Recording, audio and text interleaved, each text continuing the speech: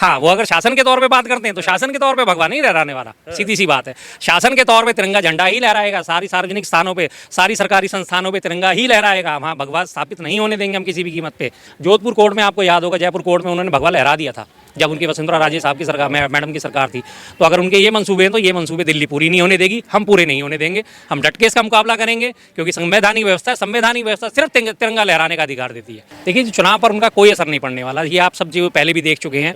इससे पहले लोकसभा के चुनाव हुए थे, उनके अपने यूपी में ही उनको कितने सीटों का नुकसान उठाना पड़ा। अब उन्होंने रोहिंग्या की बात करी, उन्होंने बहुत बड़ा इस बात को मुद्दा बनाया कि दिल्ली में रोहिंग्या वोटर बड़ा असर डालने वाले हैं। दिल्ली में आज की डेट में जो हमारी इलेक्शन कमीशन के हिसाब से करीब 1,57,00,000 वोटर दिल्ली में मौजूद है। अब 1,57,00,000 में 70 से अगर आप उसको डिवाइड करेंगे, 70 कॉन्स्टिट्यूंसी, तो लगभग ऑन एन एवरेज 2 लाख बैठते हैं। और हर चुनाव में लगभग 60% की एक एवरेज वोटिंग मानी जाती है, 55, 58, 60, 62, 64, हम 60 भी मान के चल लेते हैं। यानी कि 1,20,000 की वोटिंग हुई एक विधानसभा में। 1,20,000 में जो जीतने वाला है वो कम से कम 50,000 वोट वो लेके जाता है। तो क्या वो रोहिंग्या के बलबूते जीत रहा है? अगर वो रोहिंग्या के बलबूते जीत रहा है तो इसका मतलब एक कॉन्स्टिट्यूंसी में 50-50 रोहिंग्या अगर मौजूद है, तो दिल्ली पुलिस हमारी साहब क्या कर रही थी? हमारा केंद्र क्या कर रहा था? हमारी बीएसएफ जिसका ऊपर जिम्मेदारी है, बॉर्डर सिक्योरिटी फोर्स के ऊपर जिम्मेदारी है बॉर्डर से घुसपैठ रोकने की। तो इसका मतलब म्यांमार से लगी हुई हमारी जो बॉर्डर है वो सीएफ नहीं है। एक तरफ तो सुबह उठते हैं मोदी जी हुंकार भरते हैं, देश सुरक्षित हाथों में है, और शाम को कहते हैं रोहिंग्या अंदर आ गए हैं। दिल्ली में जो है मुस्लिम वोटर के खिलाफ उनको इस्तेमाल करा जाता है ताकि लोग एकजुट हो जाएं, गोलबंद हो जाएं, उन्हें डर दिखा दिखा के देखो ये तहमत टोपी वाले आएंगे, ये तुम्हारा हक खा जाएंगे। उनकी भाषा अभी आपको देख लेना, अगले किसी भी चुनाव में उनकी रैली होगी, यही भाषा आपको मिलेगी कि हाँ, कपड़ों पे आ जाएंगे कि तहमत टोपी वाले आपका हक छीन के ले जाते हैं। अब जो है फायर ब्रांड नेता योगी आदित्यनाथ उत्तर प्रदेश के सीएम दिल्ली में आ चुके हैं, बैक टू बैक उनके कैंपेन है। चुनाव पर क्या असर पड़ेगा इसका? देखिए, चुनाव पर उनका कोई असर नहीं पड़ने वाला, ये आप सब जो पहले भी देख चुके हैं। इससे पहले लोकसभा के चुनाव हुए थे, उनके अपने यूपी में ही उनको कितने सीटों का नुकसान उठाना पड़ा। फायर ब्रांड थे, यूपी के मुख्यमंत्री थे, उसके बावजूद भी वो कहाँ के टिके? 33 सीटों पर। जानते हैं पिछली बार की सीट और इस बार की सीटों में कितना बड़ा गैप आया। मुख्यमंत्री होने के बाद, प्रदेश अध्यक्ष होने के बाद, सब कुछ प्रदेश के मुखिया थे, मीडिया उनके पास, मैनेजमेंट उनके पास, हर चीज़ उनके पास, कार्यकर्ता उनके पास, भड़काऊ नारे उनके पास, सब चीज़ें उनके पास थी। उसके बाद रोहिंग्या वाला मुद्दा उठा दिया। जी। अच्छा, रोहिंग्या वाला मुद्दा मैं बार बार सवाल करता हूँ, रोहिंग्या के जो मुद्दे आप ये उठाते हैं, आप अपनी सवाल उठाते हैं, जो अपनी सरकार को कटघरे में खड़ा करते हैं। दिल्ली की कानून व्यवस्था किसके हाथ में साहब? क्या आम आदमी पार्टी के हाथ में या कांग्रेस के हाथ में? किसके हाथ में? एलजी साहब के अधीन है दिल्ली पुलिस। एलजी साहब सीधा केंद्र को करते हैं रिपोर्टिंग। तो दिल्ली में अगर कोई भी कानून व्यवस्था खराब होती है, कुछ भी मुद्दा आता है, तो केंद्र सरकार सीधे प्रत्यक्ष तौर पे दोषी मानी जाएगी, जाहिर सी बात है। अब उन्होंने रोहिंग्या की बात करी, उन्होंने बहुत बड़ा इस बात को मुद्दा बनाया कि दिल्ली में रोहिंग्या वोटर बड़ा असर डालने वाले हैं। थोड़ी सी हम गणना करते हैं, दिल्ली में आज की डेट में जो हमारी इलेक्शन कमीशन के हिसाब से करीब 1,57,00,000 वोटर दिल्ली में मौजूद है, रजिस्टर्ड वोटर जो 18 साल से ऊपर हैं, जो वोट देने के हकदार हैं। अब 1,57,00,000 में 70 से अगर आप उसको डिवाइड करेंगे, 70 कॉन्स्टिट्यूंसी, तो लगभग ऑन एन एवरेज 2 लाख बैठते हैं। और हर चुनाव में लगभग 60% की एक एवरेज वोटिंग मानी जाती है, 55, 58, 60, 62, 64, हम 60 भी मान के चल लेते हैं। यानी कि 1,20,000 की वोटिंग हुई एक विधानसभा में। 1,20,000 में जो जीतने वाला है वो कम से कम 50,000 वोट वो लेके जाता है। तो क्या वो रोहिंग्या के बलबूते जीत रहा है? अगर वो रोहिंग्या के बलबूते जीत रहा है तो इसका मतलब एक कॉन्स्टिट्यूंसी में 50-50 रोहिंग्या अगर मौजूद है, तो दिल्ली पुलिस हमारी साहब क्या कर रही थी? हमारा केंद्र क्या कर रहा था? हमारी बीएसएफ जिसका ऊपर जिम्मेदारी है, बॉर्डर सिक्योरिटी फोर्स के ऊपर जिम्मेदारी है बॉर्डर से घुसपैठ रोकने की। रोहिंग्या क्या आ जाता है? म्यांमार से जो आते हैं मुस्लिम, उनको रोहिंग्या कहा जाता है, म्यांमार के जो शरणार्थी होते हैं। तो इसका मतलब म्यांमार से लगी हुई हमारी जो बॉर्डर है वो सीएफ नहीं है। एक तरफ तो सुबह उठते हैं मोदी जी हुंकार भरते हैं, देश सुरक्षित हाथों में है, और शाम को कहते हैं रोहिंग्या अंदर आ गए हैं। तो हम किस बात को सच माने साहब? किस बात को सच माने? अमित शाह जी कहते हैं मोदी जी के शासनकाल में देश की सुरक्षा से कोई समझौता नहीं होगा, और शाम को फिर वो रोहिंग्या का लापा लगा देते हैं। कैसे माने? फिर सवाल ये है कि क्या योगी आदित्यनाथ, जैसा अभी आपने कहा कि क्या उन्हें नहीं पता कि गृह मंत्रालय के अंडर सारी चीजें आती हैं? पता तो योगी जी को भी होगा, सब जानते हैं। वजह क्या है फिर ये मुद्दा उठाने की? देखिए जी, मुद्दा उठाया जाता है भोली भाली जनता को बरगलाने के लिए। हकीकत वो भी जानते हैं, सब जानते हैं हकीकत किसके हाथ में है। दिल्ली की दरअसल क्या है, दिल्ली की आम जनता जो है, जो झुग्गी झोपड़ी में रहने वाली, जो कम पढ़ी लिखी जनता है, उनको जी वो उनको ये मालूम ही नहीं है कि इसके लिए रोहिंग्या के लिए या कानून व्यवस्था के लिए जिम्मेदार कौन है। वो छूटते कहेंगे सरकार जिम्मेदार है। उन्हें ये नहीं पता कि दिल्ली सरकार अगर चाहे भी तो एक कांस्टेबल का ट्रांसफर नहीं कर सकती, एक कांस्टेबल का ट्रांसफर नहीं कर सकती वो दिल्ली सरकार के। कौन लोग हैं आपके साथ? नहीं, जो कम पढ़े लिखे लोग हैं, मजदूर तबका है, जिनके पास नहीं है इतनी राजनीतिक जानकारी। और उनके पास राजनीतिक जानकारी ना होने का सबसे बड़ा कारण क्या है? उन्हें सबसे पहले अपना पेट भरना है, उन्हें अपनी रोजी रोटी कमानी है। उन्हें इस चीज़ का ध्यान नहीं देना कि किसके हाथ में क्या है, कौन क्या है, क्या नहीं है। हमारे जैसे लोग तो थोड़ा सा बारीकी से अध्ययन कर लेते हैं, लेकिन वो लोग अध्ययन नहीं करते, क्योंकि उन्हें सुबह उठते सबसे पहले जाना है रोटी कमाने। उन्हें जाके लेबर चौक पे बैठना है कि शाम तक उन्हें इंतजार करना है कि कौन हमें आएगा, कौन हमें काम देगा, आज की हमारी दिहाड़ी कैसे मिलेगी, तो मैं बच्चों का पेट कैसे भरूंगा। तो क्या उनके दिमाग में ये चीज़ें बैठेंगी कि कानून व्यवस्था किसके हाथ में है, सरकार के हाथ में है, केंद्र के हाथ में है, केंद्र के अधीन में एलजी आते हैं तो एलजी जिम्मेदार हुए या दिल्ली पुलिस जिम्मेदार हुई, वो कुछ नहीं, वो सीधा कहेंगे जी सरकार, बात खत्म, वो सरकार को दोष देंगे। लेकिन इसी चीज़ का वो फायदा उठाते हैं। योगी आदित्यनाथ ने अभी आके उन्होंने भगवा लहराने की बात कही कि इस बार राजधानी में भगवा लहराया जाएगा। हाँ जी, भगवा लहराया जाएगा, भगवा तो हमेशा लहराया जाता है, उसमें क्या था, भगवा लहराने से हमें कोई दिक्कत नहीं, भगवा हर मंदिर पे लहराते हैं, हम भी अपने घर पे भगवा लहराते हैं, मैं उसका मतलब समझ रहा हूँ। लेकिन भगवा लहराने की जो वो बात करते हैं, भगवा लहराने का मतलब ये तो नहीं होता कि सरकार बनाएंगे, सीधी सी बात है, सरकार की बात नहीं है। भगवा लहराने का भगवा जो भी हिंदू है, जो भी सनातन धर्म में विश्वास करता है, उसका भगवा रंग से प्रेम है, क्योंकि भगवा रंग गेरुओं का सन्यासियों का माना जाता है। 2017 से हाँ जी, हाँ जी, राजधानी की बारी है। हाँ, वो अगर शासन के तौर पे बात करते हैं तो शासन के तौर पे भगवा नहीं लहराने वाला, सीधी सी बात है। शासन के तौर पे तिरंगा झंडा ही लहराएगा, सारी सार्वजनिक स्थानों पे, सारी सरकारी संस्थानों पे तिरंगा ही लहराएगा, वहाँ भगवा स्थापित नहीं होने देंगे हम किसी भी कीमत पे। और वो तिरंगा जो लहराएगा वो कांग्रेस के शासन काल में लहराएगा, सीधी सी बात है। जो आज किसी भी सरकारी संस्थान में अगर तिरंगा लहराएगा तो कांग्रेस के शासन काल में लहराएगा। वो भगवा लहराने की बात करें, उनकी मेंटेलिटी कैसी है। जोधपुर कोर्ट में आपको याद होगा, जयपुर कोर्ट में उन्होंने भगवा लहरा दिया था जब उनकी वसुंधरा राजे साहब की सरकार, मैडम की सरकार थी।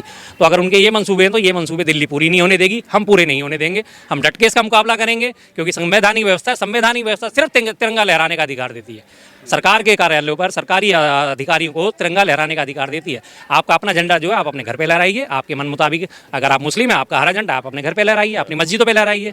आपका भगवा है, आप अपने घर पे लहराइए। आपका निशान साहब है, आप अपने गुरुद्वारों पे लहराइए। लेकिन ये सरकार पे काबिज नहीं होने देंगे। अगर उनकी मंशा ऐसी है तो इसका मुंह तोड़ जवाब दिया जाएगा। की रेवड़ी वाला जो सवाल है, ये भी एक दूसरे पर उछाला जा रहा है। जी जी, क्या लगता है, क्या बीजेपी जब कहती है कि फ्री की रेवड़ियों से लुभाया जा रहा है जनता को, दिल्ली की जनता को, कितना वाजिब है? वाजिब है। अगर फ्री की रेवड़ी की बात करें तो सबसे बड़ी फ्री की रेवड़ी तो आज दे रहे हैं आप। 80 करोड़ से ऊपर की जनसंख्या को अगर विश्व की आबादी का प्रतिशत निकाला जाए तो अभी पिछले हफ्ते ही आंकड़े आए थे कि विश्व की आबादी 800 करोड़ को पार कर गई है। उस 800 करोड़ में से 80 करोड़ जनता जो है भारत की जनता, अकेली भारत की जनता, उसको आप 5-5 किलो राशन देके पाल रहे हैं। तो मुफ्त की रेवड़ी तो सबसे बड़ी आप दे रहे हैं। आपने पिछले 10 सालों के शासनकाल में क्या करा? किसी का जीवन स्तर उठाने के लिए प्रयास करा कि उन्हें 5 किलो राशन देना ना पड़े?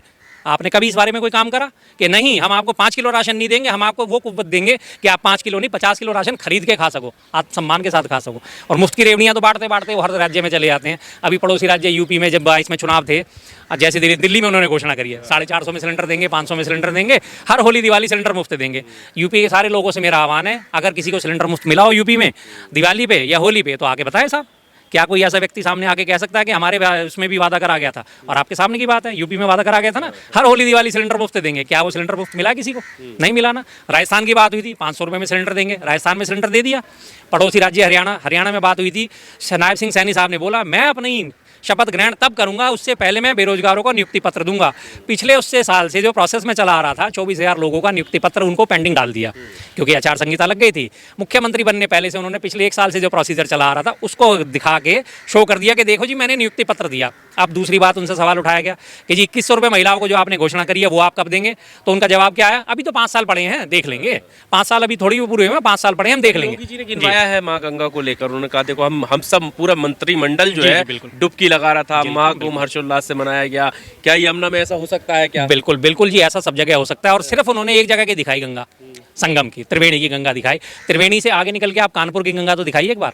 कैसे सारी चमड़ा चोदन कंपनियों का सारा मल, सारा कचरा, सारा का सारा गंद, सड़ी हुई खाले, सड़ा हुआ मांस, अवशेष, सारा का सारा गंगा में आके मिलता है।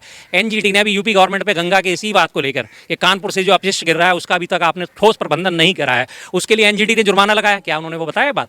सिर्फ गंगा क्या सिर्फ त्रिवेणी में आके खत्म हो जाती है? गंगा कहाँ से शुरू होती है, कहाँ खत्म होती है? बंगाल की खाड़ी तक। उससे आगे का आप दिखाइए, उससे आगे आप बिहार की बात करिए।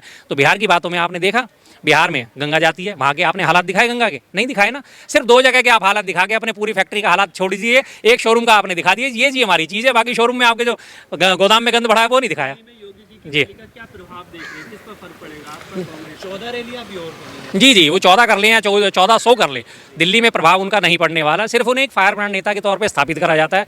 दिल्ली में जो है मुस्लिम वोटर के खिलाफ उनको इस्तेमाल करा जाता है ताकि लोग एकजुट हो जाएं, गोलबंद हो जाएं, उन्हें डर दिखा के देखो ये तहमत टोपी वाले आएंगे, ये तुम्हारा हक खा जाएंगे। उनकी भाषा अभी आपको देख लेना, अगले किसी भी चुनाव में उनकी रैली होगी यही भाषा आपको मिलेगी कि हाँ कपड़ों पे आ जाएंगे, ये तहमत टोपी वाले आपका हक छीन के ले जाते हैं। और वही बात उन्होंने अल्टीमेटली कहनी है, लोगों के दिमाग में वही भरना है। लेकिन कम से कम दिल्ली इस बात से सेफ है कि दिल्ली धार्मिक आधार पर फैसले नहीं लेती है। देखिए केंद्रीय चुनाव आयोग जो है ना, लोग उसे केंद्रीय चुनाव आयोग कहते हैं, मैं उसकी हमेशा शॉर्ट फॉर्म इस्तेमाल करता हूँ इसके लिए। केचुआ होता है रीढ़ विहीन प्राणी, सिर्फ उसके में रीढ़ नहीं होती, उसे कहीं भी आप उसे घुमा दीजिए, कुछ भी कर लीजिए। तो केचुआ की हालत आज वो है। प्रवेश साहब सिंह वर्मा, दिल्ली के चुनाव का ही हाल देख लीजिए। प्रवेश साहब सिंह वर्मा लगातार बांट रहे हैं, साड़ियाँ बांट रहे हैं, कम्बल बांट रहे हैं, जूते बांट रहे हैं, चप्पल बांट रहे हैं, नकद बांट रहे हैं। क्या चुनाव आयोग की अभी तक कोई प्रतिक्रिया आई? चुनाव आयोग का कोई एक्शन आया? चुनाव आयोग का कोई नोटिस आया? नहीं आया। तो सेम चीज़ वही होनी है। 5 तारीख को दिल्ली में वोटिंग, और तमाम चैनल जो है उन्हीं की लाइव कवरेज दिखाएंगे। मोदी जी, मोदी जी, मोदी जी, मोदी जी, जो लोगों के दिमाग में भरा जाएगा। एक ब्रांड मार्केटिंग होती है, वो ब्रांड मार्केटिंग करते करते लगातार मोदी ब्रांड भरा जाएगा लोगों के दिमाग में, ताकि चुनाव को प्रभावित करा जा सके। तो सीधी सी बात है, ये तो सबने जाहिर है। और रही बात चुनाव आयोग की, 18 तारीख को हमारे चुनाव आयोग साहब रिटायर हो रहे हैं, 18 फरवरी को। तो उसके बाद अगर उनसे सवाल पूछे जाएंगे, कोई भी सवाल, उन्होंने क्या कहना, साहब मैं तो अब रिटायर हो गया, मैं इस बारे में क्या जानूं। जैसे कभी आपको याद होगा, एक बार साध्वी उमा भारती जी ने कहा था, उमा भारती जी से जब सवाल पूछा गया, जब वो जल संसाधन मंत्री थी, उन्होंने प्रण लिया था कि 2020 तक अगर गंगा साफ नहीं हुई तो मैं जल समाधि ले लूंगी। अब 2020 से पहले उन्होंने इस्तीफा दे दिया। जब उनके बाद आप जैसे पत्रकार सब पहुंचे कि मैडम आपने तो कहा था गंगा साफ हो जाएगी और आप जल समाधि लेंगी, क्या हुआ? अब मैं मंत्री थोड़ी हूँ, अब मेरे से क्यों सवाल पूछते? अब जो मंत्री है उससे बात करो आप। तो वही हाल इन लोगों का होना है। तो सेम चीज़, इनकी कंडीशन सबके सामने आनी है। बीजेपी की फुल फॉर्म शायद आप लोग कहते हैं भारतीय जनता पार्टी, लेकिन मेरी नज़रों में बीजेपी की जो फुल फॉर्म है वो है बेशर्म जनता पार्टी, बेहद झूठी पार्टी, बेहद जलील पार्टी, बलात्कारी जनता पार्टी, बड़ी झूठी पार्टी। तो अगर लोग इस बात से सहमत होंगे तो वो अपने आप समझ जाएंगे कि उनके बयानों में, आप खुद ही देख लीजिए उनके हाल, 4 लोगों के उनके हाल। सबसे पहले आप प्रवेश साहब सिंह, उनका रमेश विदुड़ी का, एक बार आदमी गलती करता है। पिछली बार लोकसभा में दानिश अली जी के लिए क्या क्या शब्दों का इस्तेमाल करा था। उसके बाद यहाँ आती सबसे पहले प्रियंका गांधी जी के ऊपर उन्होंने आरोप लगाने शुरू करे, किस तरह से भाषा का इस्तेमाल करा। फिर वर्तमान सीएम हमारी आतिशी जी, ठीक है जी, हमारे मतभेद हैं उनसे, मनभेद नहीं है। मुख्यमंत्री है, महिला है, महिलाओं का सम्मान सर्वोपरि है, चाहे वो किसी भी पार्टी की हो, उससे हमें कोई आपत्ति नहीं। उनके लिए उन्होंने 2 बार कैसे कैसे शब्दों का इस्तेमाल करा। पहली बार बोला इन्हें अपना बाप बदल दिया, दूसरी बार बोला हिंडी की तरह कुत्ती फिरा है, तीसरी बात उनके शहजाद पूनावाला साहब, आज पूर्वांचल समाज के लिए जो बात करी जा रही है, 4 दिन पहले आपको याद होगा पूरी बीजेपी ने हाय तौबा मचा रखी थी। पूर्वांचल समाज का सम्मान नहीं सहेगा, अपमान नहीं सहेगा हिंदुस्तान। पूर्वांचल समाज का अपमान नहीं सहेगा हिंदुस्तान। 4 दिन बाद उनके शहजाद प्रवक्ता जो है पूनावाला, शहजाद पूनावाला, उनकी भाषा आपने नोट करी होगी, झा वन और झा, बस आगे मैं नहीं कहूँगा कुछ भी। उसके बाद इनकी नेहा शालिनी दुबे प्रवक्ता, उन्होंने पद छोड़ा। क्यों छोड़ा? उन्होंने क्या बोला कि महिलाओं का सम्मान सुरक्षित नहीं है बीजेपी में, इसलिए उन्होंने पद से इस्तीफा दिया। और जब प्रवक्ता इस तरह की भाषा का इस्तेमाल करते तो समझ लीजिए वो पार्टी की भाषा होती है, क्योंकि प्रवक्ता का मतलब ही ये कहा जाता है, स्पोक्स पर्सन, मतलब जो पार्टी की विचारधारा है, जो पार्टी की भाषा है, वो आधिकारिक तौर से इस्तेमाल करेंगे। नहीं, मुझे इस बार भी नहीं लगता। इनका जो 27 सालों से चला आ रहा सूखा, वो भी बरकरार इस बार भी रहने वाला है। और रही बात दिल्ली वालों की, तो दिल्ली वालों का जो मैटर है, वो दिल्ली वाले ये सोचते हैं कि केंद्र का चुनाव है, चलिए राष्ट्र को मजबूत करना है, तो बीजेपी की तरफ वो झुक जाते हैं। लेकिन जब उन्हें दिल्ली की समस्याओं का, जो मूलभूत समस्याओं पर ध्यान आता है, तो वो लोकल पार्टी की तरफ झुकते हैं। सीधी सी बात है।